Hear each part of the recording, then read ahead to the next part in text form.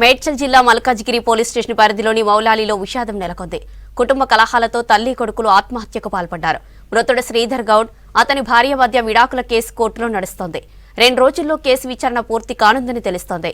ఈ క్రమంలోనే తల్లి కొడుకు ఆత్మహత్య చేసుకుని ఉండొచ్చని భావిస్తున్నారు పోలీసులు. ఘటనా స్థలానికి చేరుకున్న పోలీసులు క్లోజ్ టీం సహాయంతో విచారణ చేపట్టారు.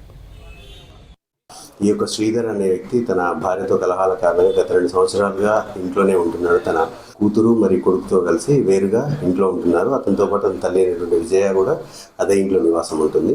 శ్రీధర్ యొక్క కూతురు 100కి కాల్ చేస్తే మా పోలీసు వాళ్ళు వెళ్ళి చూడగానే అతను శ్రీధర్ మాత్రం ఉరివేసుకొని చనిపోయినట్టుగా నిర్ధారణకు వచ్చాము. తల్లి అయినటువంటి విజయ తను ఉరివేసుకొని చనిపోగానే ఇట్లా ఓపెన్ చేసి డోర్ ఓపెన్ చేసి సడన్గా జారి పడడం వల్ల చనిపోయి ఉంటుంది. హెడ్ ఇక్కడ సైడ్ బ్యాక్ సైడ్ ఇంజరీ అయింది. ఆ ఇంజురీ అనేది దానివల్ల అయి ఉంటుంది అనేది మేము ప్రాథమికంగా నిర్ధారణకు రావడం జరిగింది. పోస్ట్మార్టం రిపోర్ట్లో తదుపరి వివరాలు తెలియదు. తను ఆర్థికంగా బాగా ఉన్నాడు, బట్ ఫ్యామిలీలో ఇష్యూస్ ఉన్నాయి. డివోర్స్ పిటిషన్ ఫైల్ చేసింది. ఎల్లుండి దాని ఫైనల్ రిజల్ట్స్ అనేది ఎల్లుండి వస్తుంది. దానికి సంబంధించిన ఇంట్లో ఇష్యూస్ అయితే రోజు నడుస్తుంది.